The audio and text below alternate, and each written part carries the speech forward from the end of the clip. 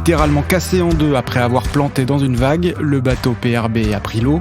Kevin Escoffier n'a pas eu d'autre choix que d'embarquer dans son radeau de survie. Il a à peine eu le temps de prévenir son équipe, quelques mots pour leur dire que son bateau coulait. 2 heures plus tard, la presse est informée de ce brutal accident, sans plus de détails, je cite « Kevin Escoffier déclenche sa balise de détresse, Jean Le Calme se déroute ». Par ordre d'apparition, voici les personnages que vous entendrez dans ce 3e épisode. D'abord Sabrina Millien, la femme de Kevin, dont l'inquiétude devient forcément extrême. Physiquement, je deviens blême, j'ai les jambes qui flanchent, enfin vraiment je suis pas bien du tout physiquement. Fabienne Morin, responsable de la communication de PRB, qui informe Sabrina de l'évolution des opérations. Dérouter un 2e bateau, puis un 3e, puis un 4e, c'est plutôt inquiétant. Jacques Carès, directeur de course du Vendée Globe, qui organise le sauvetage depuis les Sables d'Olonne.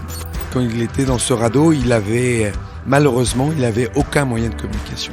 Et ça nous a pas rendu la tâche facile. Francky Vescoffier, le père de Kevin, lui aussi navigateur, qui est en mer à ce moment-là, en pleine traversée de l'Atlantique, quand il apprend la nouvelle par sa femme Annie et par un autre de ses fils, Loïc.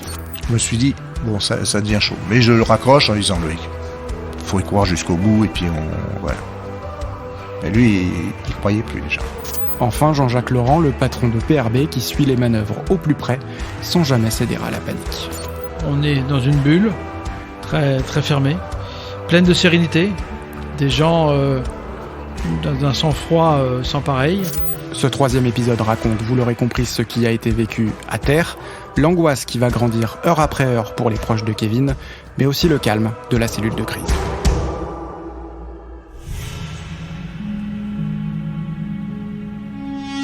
J'appelle mon associée, Anne-Laure Gainet, qui a un mari skipper également. Elle m'a juste dit « bouge pas, j'arrive ». Elle a raccroché, elle est arrivée en moins de 5 minutes. Ma maman nous rejoint, et Anne-Laure aussi, sur ce coup-là, elle a été géniale. Parce qu'elle me dit « bon, la nouvelle, elle va sortir publiquement, faut qu'on sorte Inès de l'école ». Donc là, Anne-Laure va chercher Inès à l'école, elle la ramène chez elle. Et mes parents sont allés après la chercher chez eux et l'ont pris à dormir. Donc comme ça, en fait, je me suis évacuée la case, en tout cas pour Inès. De l'autre côté, j'ai eu la maman de Mathis au téléphone en lui disant voilà les informations dont je disposais. Et elle aussi m'a dit il faut qu'on préserve aussi Mathis. On donnera une information aux enfants quand l'information sera claire, puisque là, en fait, on ne sait pas. Elle a été aussi très réactive, elle, pour se protéger, en fait, et protéger les enfants aussi. Donc elle a su gérer tout ça, c'est quelqu'un d'action. Donc je pense que ce qui a été aussi compliqué pour Sabrina, c'est que là, elle était dans l'inaction en fait, elle pouvait pas agir, un petit peu comme nous. On imagine toujours quand même pouvoir être à minima en communication avec le skipper, ce qui n'était pas le cas là. Quand il était dans ce radeau, malheureusement, il avait aucun moyen de communication. Et ça nous a pas rendu la tâche facile. Le fait que la manœuvre, elle dure longtemps pour le récupérer, c'est pas ça qui m'inquiétait. C'était de pas savoir qu'est-ce qui s'est passé. Est-ce qu'il est blessé ? Est-ce qu'il est conscient ? Est-ce qu'il est inconscient ? Qu'est-ce qui s'est passé ? Et donc, en fait, cette angoisse, elle a été démultipliée par le manque d'informations. Et là, Annie m'appelle, il est quelle heure ? C'est dans l'après-midi. Et elle me dit, je préfère que ce soit moi qui te le dise. Kevin vient de déclencher sa valise et voilà. Et il serait sur son radeau. Et là, je me dis, merde. À chaque fois que je suis parti, il arrive quelque chose. C'est ce que ma femme me dit tout le temps. Elle me dit, à chaque fois que tu es parti de la maison, parti pour une transat, pour un truc, il nous arrive des galères. Je dis, là, c'est dur. Donc je la rassure, je lui dis, Annie, aucun souci. Se retrouver dans un camion de service, c'est pas la première fois que ça arrive aux gens. Il était 3e, donc il y a du monde derrière, il va être récupéré rapidement. Bon, et puis moi je ne savais rien de tout le reste. J'ai plusieurs appels de tous nos proches.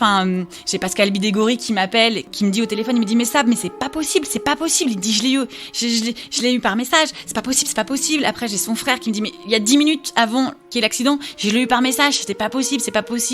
Il m'a dit qu'il allait bien, que justement il poussait pas trop fort sur le bateau. Il me dit c'est pas possible. Donc les gens en fait on était dans le déni.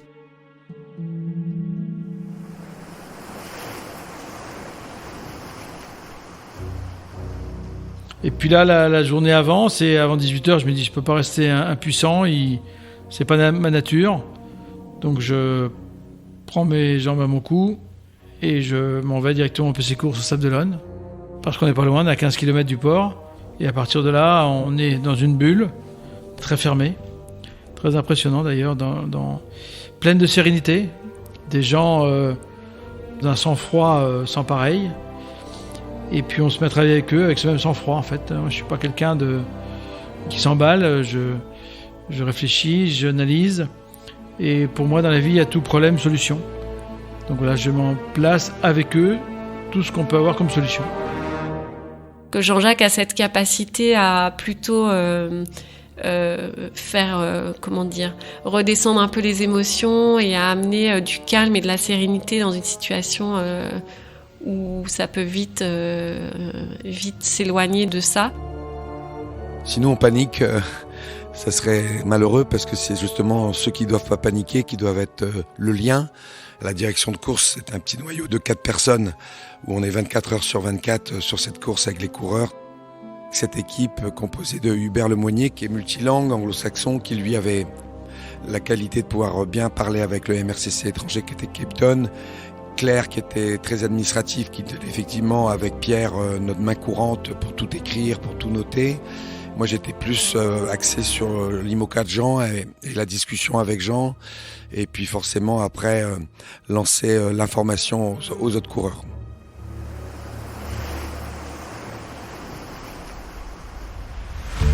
Et puis là, 17h30, 18h, 18h30.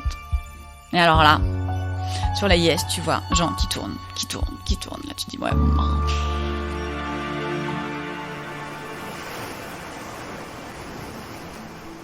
Pour nous, direction de course, c'est intéressant de connaître un peu ces situations-là. Donc, dans ma vie, j'ai malheureusement eu un cas un peu compliqué où j'ai coulé avec un voilier en 1979 dans une course qui s'appelait le Fastnet. C'était pareil, c'était une dépression un peu qui tournait à l'ouragan. Et donc, on a fini dans un bib avec lequel on s'est retourné 3 fois. Mais on était 6 à bord à l'époque. Mais l'Irlande, c'est aussi des mers froides. Donc, on n'avait pas le matériel que l'on a. On n'avait pas de combinaison de survie. On était simplement cirés. Donc, c'est vrai que le fait d'avoir vécu quelque chose comme ça permet aussi de se dire qu'est-ce qui peut se passer. Est-ce qu'il s'est retourné avec le bip de survie? Parce qu'il est pas très lourd à l'intérieur de ce fameux bip où on peut prendre 6 personnes. Et quand il y a de la vague, ces bips de survie peuvent aussi se retourner. Donc on se met dans la peau du marin et on essaye de comprendre la situation le mieux possible en restant la tête la plus froide pour avoir la meilleure réflexion. C'était assez particulier parce qu'il se trouve que ma maman, avant qu'elle aille chercher Inès, c'était avec moi.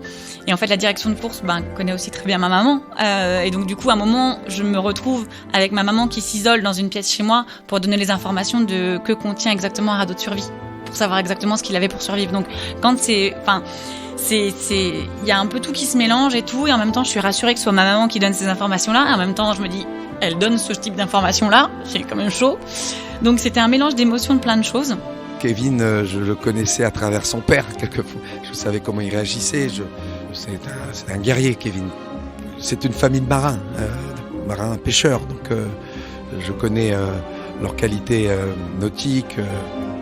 J'appelle le frère Loïc. Et là, Loïc, il était très très mal, Loïc. Là, lui, il avait déjà craqué. Je lui dis, Loïc, on se calme, c'est pas... Il me dit, tu te rends pas compte, Jean l'a vu, il le voit plus, il le retrouve plus... Tu retrouves pas le gars, le canot de survie peut simplement avoir un problème, c'est dégonflé. Le gars peut être à la patouille. Il me dit, il cherche depuis quelques heures, il le retrouve pas. Alors là, le fait d'avoir Loïc, je me suis dit, bon, ça devient chaud. Mais je le raccroche en disant, Loïc, il faut y croire jusqu'au bout, et puis voilà. Mais lui, il croyait plus déjà. Tu peux pas te sortir ça de la tête, hein. C'est évident. Même si tu te dis, il y a 9 chances sur 10 qu'il le récupère, à partir du moment où tu as eu Loïc et qui te dit il l'a perdu de vue, il n'arrive pas à le retrouver, tu te dis c'est quand même bizarre. Hein. Et puis là, 19h, 19h30, les bateaux qui se déroutent. Et là, Et puis là, on voit la nuit qui tombe, on voit houle de 5 mètres. Dérouter un deuxième bateau, puis un troisième, puis un quatrième, c'est plutôt inquiétant, ouais, c'est plutôt inquiétant. Donc là, j'appelle Fabi et je lui dis, bon, Fabi, il l'a pris en visu. J'allais lui le dire, évidemment. J'attendais le moment, là, dans les quelques minutes de cette conversation. Et en fait, elle a coupé court à ma réflexion sur le fait de comment j'allais lui dire ça en me disant « Fabi, est-ce qu'il le voit toujours ?» Et je savais qu'elle avait la réponse, en fait. Donc, je lui ai dit « Écoute, non, là, il l'a vu, mais il ne le voit plus. Il ne le voit plus depuis un petit moment. » Et cette phrase a été extrêmement violente parce que 5 mètres en fait, vous voyez ce que ça fait quoi. Un radeau de survie, moi je vois très bien ce que c'est. Et là vraiment, physiquement, je deviens blême, j'ai les jambes qui flanchent. Enfin vraiment, je suis pas bien du tout physiquement. Ça a été un moment très difficile, pour moi, parce que je sentais que Sabrina était pleine d'espoir, et là, je lui coupais les jambes, les ailes. Là, c'était pas bon. Encore une fois, c'était pas un bon signal. Donc j'ai eu l'impression avec Sabrina de lui apporter que des mauvaises nouvelles, en fait. Ça n'a fait que progresser vers l'inquiétude, en fait. Moi, pour la première fois dans ma position, en tout cas, j'ai eu très très peur. Ça m'était pas arrivé d'avoir autant peur et d'imaginer plein de scénarios, y compris des scénarios assez noirs. Hein.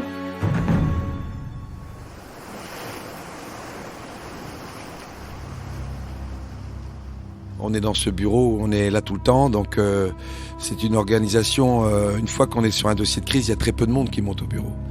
On ferme à clé. Hein. Il y a Jean-Jacques qui, bien sûr, il est resté avec nous, mais c'était la seule personne qui avait accès. On se coupe du monde extérieur en communication, on coupe les téléphones, on coupe tout. Il y a des moments dans la vie où il ne faut pas qu'il y ait trop de gens au courant. Hein, je vois ça un petit peu comme un état de crise, de guerre. S'il y a trop de monde au courant, la guerre se passe mal. Voilà, et là c'est pareil. Et personne ne rentrait, personne sortait. Tous les gens de la com qui écrivent des communiqués tous les jours n'avaient pas accès à la pièce et à l'interdiction de rentrer.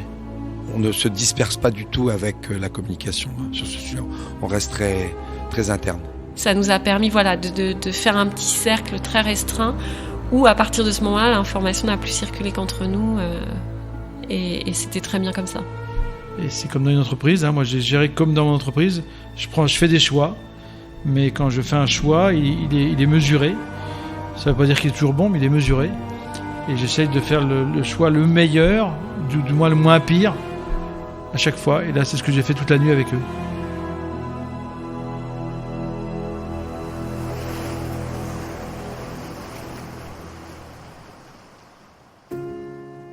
Et alors, l'élément qui a fait que vraiment je passe en zone de stress beaucoup moindre, c'est le moment où on m'appelle pour me demander s'il a pris un ciré rouge à bord.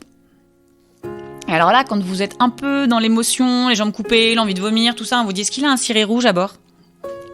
J'en sais rien, je sais plus, j'étais un petit peu perdue. Et en fait, à la maison, j'ai 3 amis, dont Anne-Laure, qui sont venus dormir avec moi pour pas me laisser seule. Donc, et une de ces amies est une amie qui était venue dîner avant le départ et en fait Kevin lui avait tout montré, ses cirés, et elle les avait essayés pour se dire c'est ça que tu mets dans le sud, c'est ça que tu mets machin, donc voilà. Et en fait le sac avec les cirés il était prêt depuis super longtemps sur le lit de la chambre d'amis, et donc cette amie là me dit Sab, est-ce que ce qu'il y avait sur le lit de la chambre d'amis, est-ce qu'il a rajouté des cirés après qu'on soit venu dîner chez vous 3 semaines avant le départ? Et là je me dis non, le sac il a été prêt super longtemps avant parce que c'était les cirés Nord, ce qui était déjà prêt, non, ça n'a pas bougé. Et elle me dit donc il n'y avait pas de ciré rouge. Et là tu sais, du coup tu remets, donc elle te donne un élément qui te remet un peu à flot. Et donc là je dis non, il n'a pas pris de ciré rouge, il avait qu'un ciré, le ciré un peu jaune fluo vert là, et les noirs. Et donc là on me dit s'il a pas de ciré rouge, c'est qu'il est en TPS parce qu'elle est rouge, et que Jean a vu Kevin en rouge. Et donc s'il l'a vu en rouge et que c'est pas son ciré rouge, c'est la TPS. Et alors là tu relâches en fait. Ça voulait bien dire que au moins il était équipé et qu'il pouvait effectivement, si par hasard la récupération durait plusieurs heures, il n'était pas en danger d'hypothermie. Et c'est là en fait où moi vraiment je suis passée en mode c'est bon en fait. Ça va prendre le temps que ça va prendre, mais c'est un warrior, ça va le faire.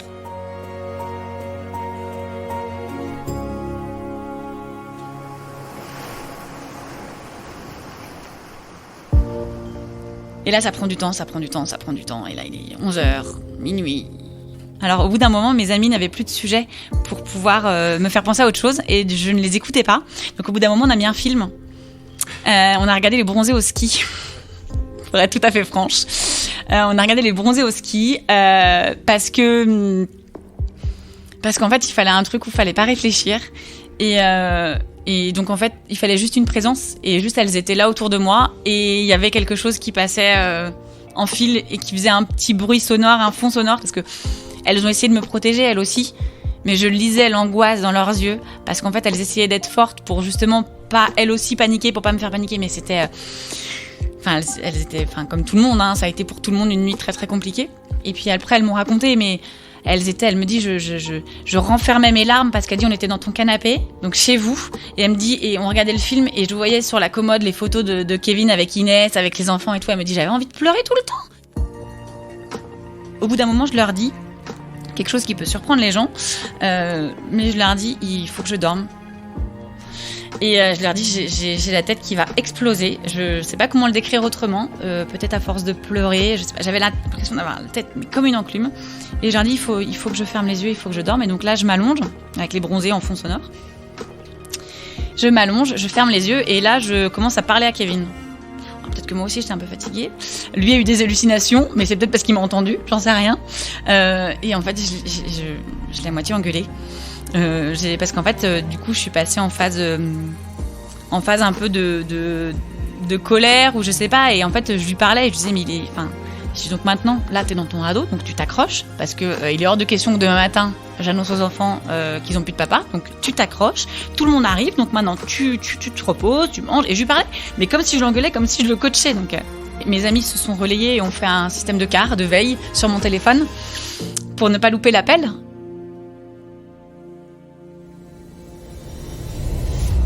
Jean ne se voyait pas ne pas ramener Kevin. Voilà. Et vous aurez vu la tête du garçon la nuit. Il y a des vidéos sur Skype, on le voit arriver. Le gars, vous ne pouvez pas reconnaître Jean Le Cam. Il est métamorphosé, il a une tête de déterré. Voilà, la terre s'est abattue sur lui. Dans le 4e épisode, justement, retour en mer pour revivre toutes ces heures de recherche, cette fois du point de vue opérationnel. Vous entendrez comment les marins déroutés pour secourir Kevin ont agi et réagi, comment ils y ont cru plusieurs fois, puis arrêté d'y croire. Onde de choc est produit par Podio et par Qd. Si ce n'est pas déjà fait, abonnez-vous pour ne pas manquer le prochain épisode.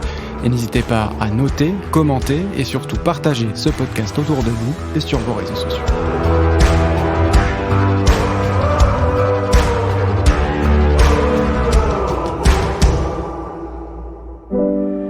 Onde de choc est soutenu par PRB. PRB, c'est le spécialiste des produits de revêtement du bâtiment, mais c'est aussi un sponsor historique de la voile et du Vendée Globe. Je m'appelle Aude, je suis coloriste au sein de la société PRB depuis 16 ans. On entend un deuxième bateau qui est dérouté, un troisième, un quatrième, les heures passent et on sait pas ce qui se passe. Et là, on comprend que c'est beaucoup plus grave que ce qu'on aurait pu imaginer. Et on pense à cette immensité de l'océan et ce petit IMOCA sur cette immensité de l'océan. Et effectivement, on se dit, waouh, il est où ?